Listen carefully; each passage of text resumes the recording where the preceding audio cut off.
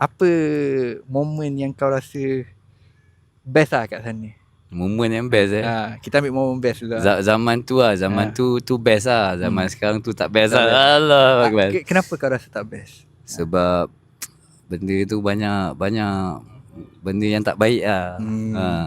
Snooker kan. Dia bukan snooker je, dia ada sebalik snooker pula. So secara tak langsung kita tahu, walaupun kita tak main, kita terlibat lah. Okay. Jadi macam, tapi zaman tu pun memang hidayat lah. So macam mana kita pun muda, jahil, tak ada ilmu kan. Semua orang akan lalui kan? Semua orang akan lalui. Kita pun kerja. Tapi tak lama, 2-3 bulan je kerja. Lepas tu terus lari ke Wangsa Maju. Masa tu taklah buka pula kerja KL Tower. Kerja KL Tower sebagai customer service ambassador.